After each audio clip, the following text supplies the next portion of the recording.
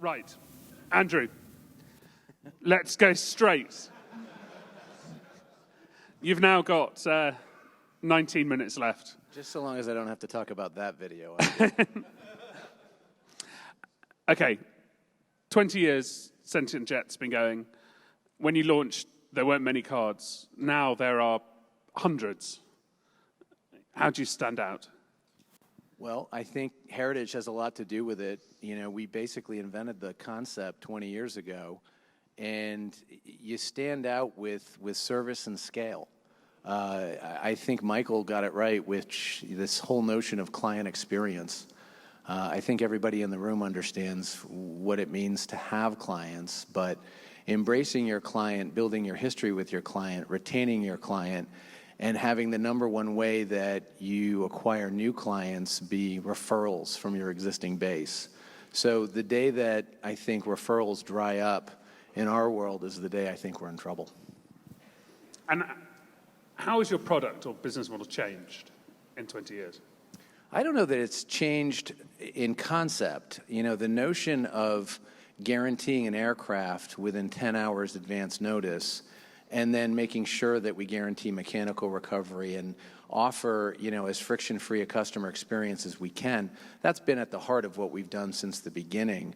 I think what's changed is the way that we've thought about things like the rule sets, the segments, the sophistication of the audience, how we've positioned the product, and ultimately the partnerships and channels.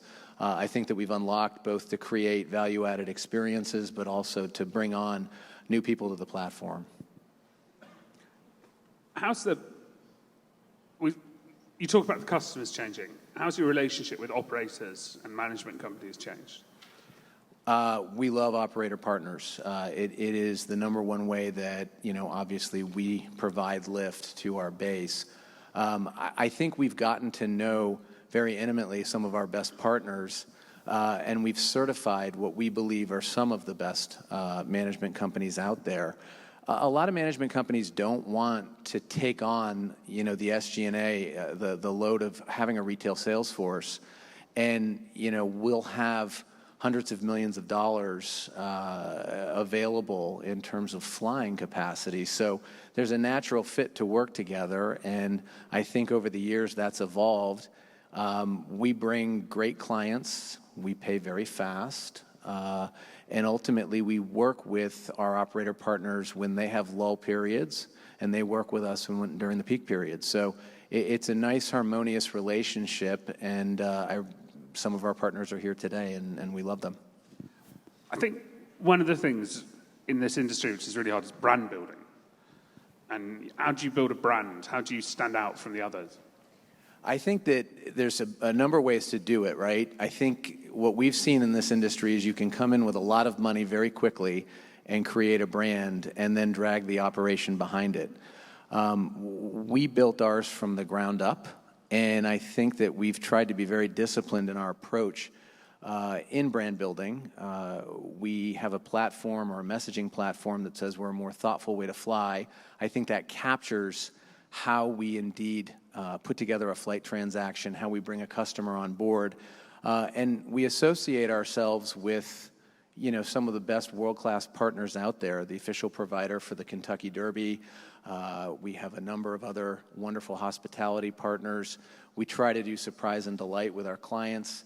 But ultimately, your brand is really about what you've promised to the consumer and living up to that. And if you can't live up to your brand promise, right, if you can't go out and tell them and look them square in the eye and say, this is what we're offering to you and this is what we'll guarantee you, you don't have a brand.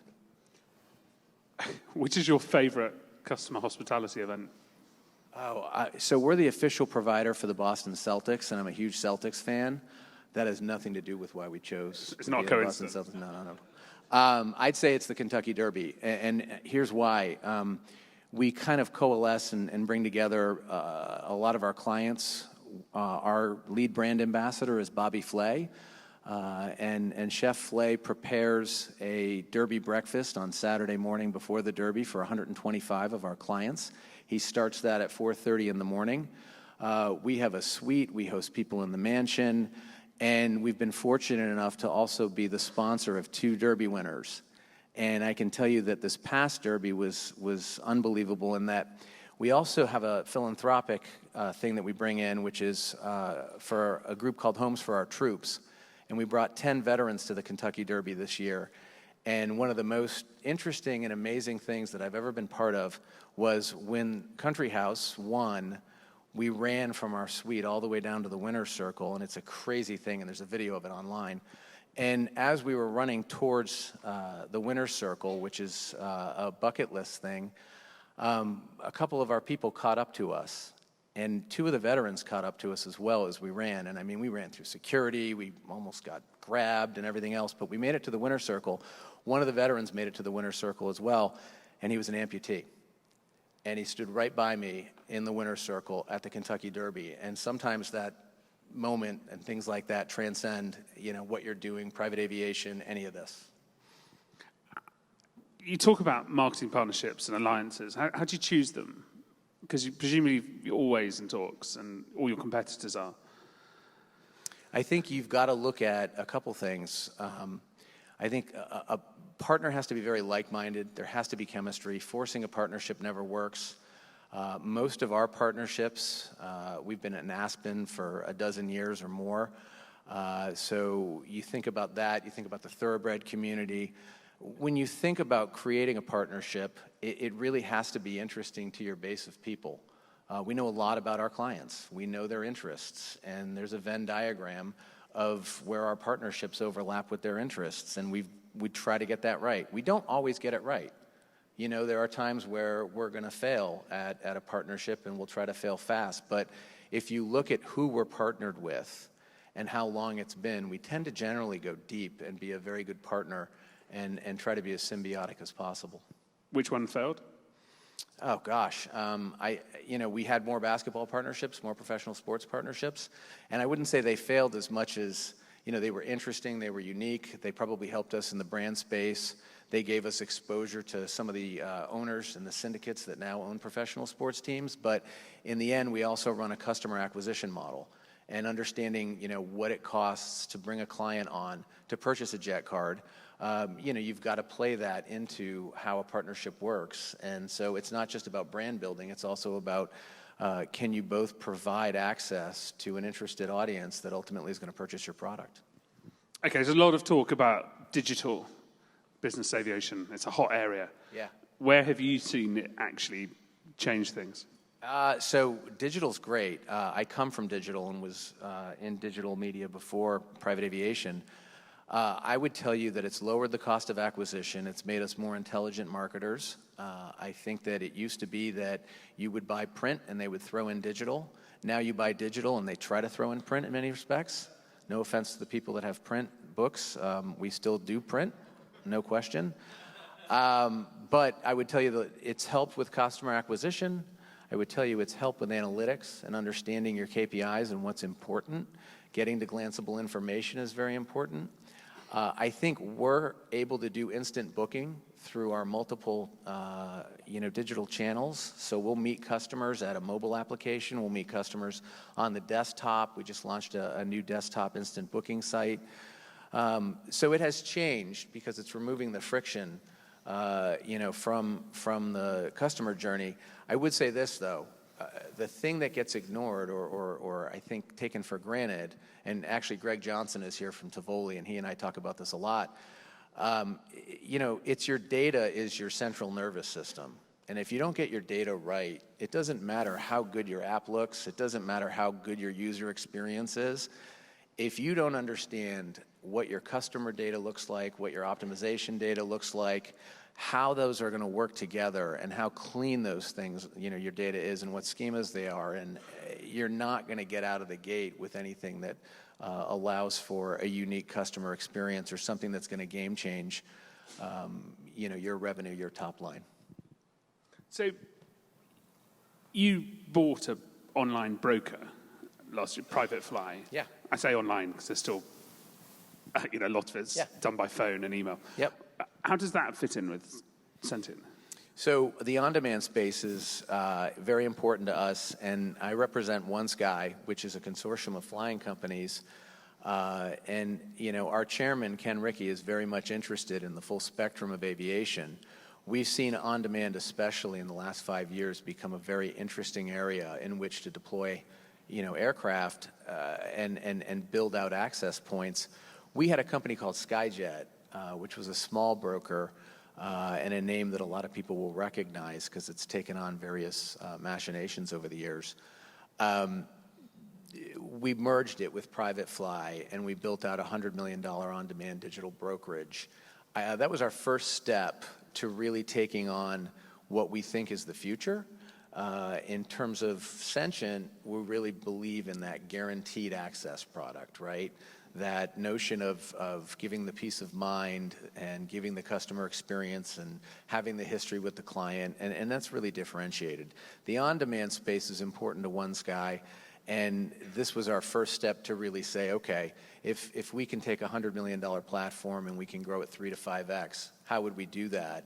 And we think a lot like Michael does in terms of client experience, in terms of the next generation, in terms of the things that will matter. And Private Fly represented that. Great leadership, interesting brand, localized in 21 different countries in terms of websites and different foreign speaking client managers and such, so it made sense in that regard. We've had a lot of companies try and launch Uber for private jets. When is it going to happen? Listen, we were called the Uber of private jets in a Harvard Business case study many years ago. There's a lot of similarities. Kind of been that long ago. Uber's not been around. Wasn't a few years back, but there's a lot of similarities in the space, right? You're using excess capacity. It was fragmented. You're rolling it up. You're productizing it. You're creating a friction-free customer journey. But the reality is that Uber was built on a commodity, right? It was built on black cars, and our industry has unfortunately used it to drive valuations. It's a hot thing to say, or it was a hot thing to say, that you're the Uber of private aviation. Excuse the French, but it's bullshit. You can't, with the existing legacy aircraft, create the Uber of private jets. Now, what we just saw and where the manufacturers will head, absolutely. There's a future where short distance aviation will go from, a client that you get frustrated with to being a great client. Right? You'll have the aircraft that'll do that, aircraft that'll fit into the environment, aircraft that can do short-distance aviation, aircraft that have the DOCs to support that kind of model, and instant booking and, autonomy and all those things. But for now, the closest I think we're getting is the ability for, yes, you can book digitally, yes, you can get an aircraft, yes, there's similarities, but truly getting to that model, I don't think we're there yet. You get, because you're part of Directional OneSky, you get a lot of people coming to you looking for investment and funding. Do you see a period where M&A is more likely? Are you going to be buying other? Is that taking over from the startups, the hype? Yeah, look, we're in a period of consolidation now, and you're going to see more consolidation happen. There's a number of deals that are floating around out there that are going to happen. Whether they're, there's a difference though. Driving a deal and doing M&A for strategy and a fit is a great thing, right? Private Fly was a great thing for us because great leaders, great chemistry, and there's a fit. Doing a deal for a headline or, again, driving a valuation, that's tough. M&A is tough. Bringing companies together is a tough thing. It's expensive. You have to pull things together in a way that 1 + 1 has to equal 3. But yes, we will be doing more deals. I'm working on one right now. It's a factor of the business. It's a factor of growth. And ultimately, it's a factor of scale. If you had to leave Sentient Jet and Directional, which company would you like to work for in the sector? All right. Actually, this is a good one. Who's here?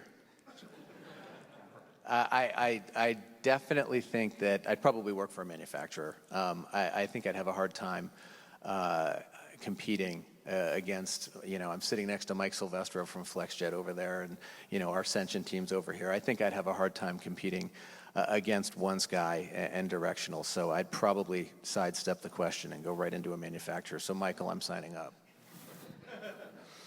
Okay, it's been nice and upbeat and cheery, so let's go downbeat. What has to change in the industry to keep it growing and sustainable?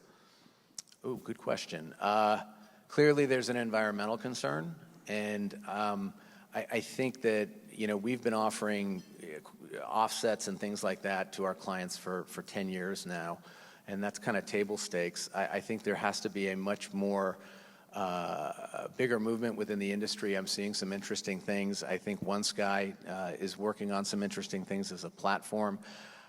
We have to get past the notion of this environmental challenge as a marketing challenge. There are people out there that are utilizing it for marketing purposes. I don't know that's the right narrative as much as we've got to solve for that. I think privacy is huge. We are learning more and more and more about our clients every day. Data flows think about what's flowing around right now in email and some of the sensitivities to it. So being able to understand how to protect the privacy of our clients. And I think that the client is getting more and more sophisticated, and they're going to demand a better experience as we go. So you're going to have to live up to your promises. Lastly, aircraft and the ability to wrestle with residual value versus charter hours and the revenue that you can put on an aircraft, and when's the right time for an aircraft to be involved and engaged in charter. And as we bring new aircraft online, how do you deploy the right models against those? So, those are some of the things that I see. I could really go down and start talking about pilot shortages and all that stuff, but I'm a little more upbeat than that, a little more optimistic. Okay, we've got a couple of questions from the audience. Does the charter, I think we've got like 4 left, 3 minutes, 28 to go. Does the charter industry need more operators who own their own fleets in order to grow it? It makes your life easier, doesn't it? I think it's great if they can, because I think, the word owner or the phrase owner approval is always a challenge. I just think the question there is what's the right time that an aircraft, can be owned by an operator so that they can actually make a viable living off of that aircraft? We want to help you. We want to make sure that you're well fed, but we also want to make sure that you're sustainable too. Okay, Xander has asked, how are you preparing Sentient to cater to millennials? Do you care about them? Oh yeah, of course. Imagine if I said no. I know. It would have been very controversial. Doug Gollin would have had a headline coming out in a second. Listen, millennials are really important. Our average demo is probably a 60-year-old person from Wall Street right now, but it's coming down, and you can see it. And wealth is increasing in a younger sphere, so it's clear that millennials are important. I think where we'll prepare for them is in how we speak in our messaging and who we partner with, and we're looking at some partners at the moment that I think will get us there. Great question. What are your 3 KPIs that you focus on? Cost of customer acquisition, number 1, big one. If you don't understand how much it costs to bring in your client in a guaranteed product, you don't understand the business. I talk about this a lot in New York and to the street. There's a lot of folks out there that are running businesses where the cost of acquisition is either an unknown or it's too high for the model. So that's 1. 2, revenue per leg. The longer the revenue per leg, the better opportunity there is for margin dollars. And 3, client sentiment. And we have various ways that we track client sentiment. But if I was to throw out 3, there's probably 9 in our business, but I won't bore you. Question from Tivoli. How do you see new technology businesses such as Tivoli? I love Tivoli. Actually, it has its roots at Sentient, and they've certainly built a huge vision in where they're headed. But the notion of having seamless integration with operators, with payment, again, fits that notion of the future of a customer experience. So I'm a big believer in the platform plays that are happening right now for sure. What's your views? We had Gus start with very upbeat. How do you see the next 12 months? I feel good. We'll probably see $300 million in jet card sales this year. We're doing somewhere around 150 to 200 jet cards a month. It feels like we're in a good kind of groove right now. I suspect, and I would subscribe to what I heard earlier, which is I imagine the first half feels like it's, when I look at our volume and our forward volume, it feels like the growth is there. So for short term, the next 6 months, I feel pretty good. I don't know if I'd place a bet after that. Okay, and then finally, I think we're on 21 now. Great question to end with. Which will be first, the Sentient supersonic jet card or the Sentient eVTOL?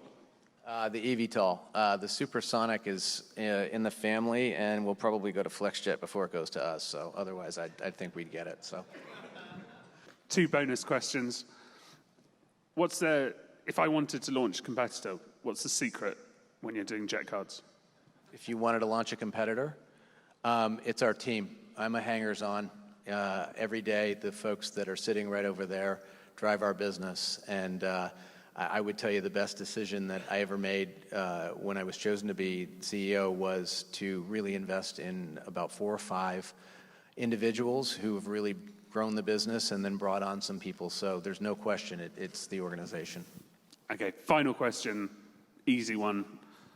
Sum up Sentient Jet's last 20 years, all the customers, all the jet cards, in one word. Thoughtful. And on that thoughtful comment, thank you very much. Thanks, Andrew.